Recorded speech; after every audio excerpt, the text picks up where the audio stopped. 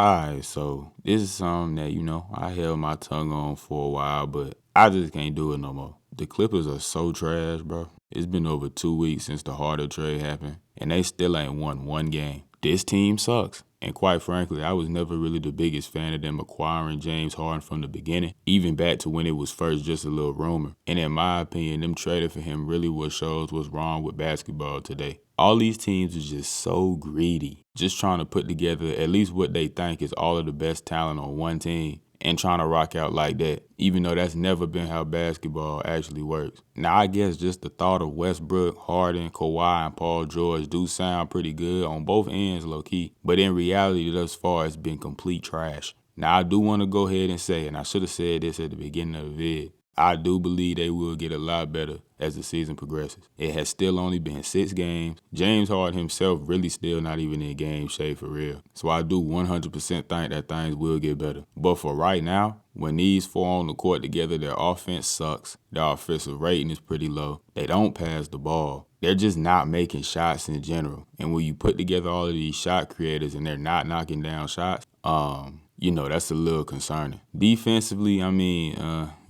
Paul George and Kawhi Leonard are getting older. They do a lot on the offensive end. They're not the defensive stoppers that they have been at points in their careers. Russell Westbrook's really the one that can bring it on the defensive end consistently. And James Harden can defend really well when he wants to. He just usually doesn't want to. They did give up some of their versatile defensive pieces in Batum and Rocco in the trade, but they did receive PJ Tucker back, so it's a little cool at least. One thing that'll also help them in the future is getting Mason Plumlee back, getting another big body back, and he's definitely the more well-rounded player than Zubac. And to speak on him just for 2 seconds, I swear Zubac had like 11 fouls in that Nuggets game, boy. He was actually on the court fighting Jokic. But like I said, they suck right now. But even in spurts, they show you exactly why they could end up being pretty scary. It's just going to take some time to iron out some of these kinks. James Harden playing with Zubac is definitely going to be something he got to get used to, as Zubac has a very different skill set than any other big that Harden's played with in the past, honestly. And something that I noticed is that James Harden don't really want to take spot-up threes. Kawhi Leonard a little bit too, low-key. But for James Harden, it's kind of interesting because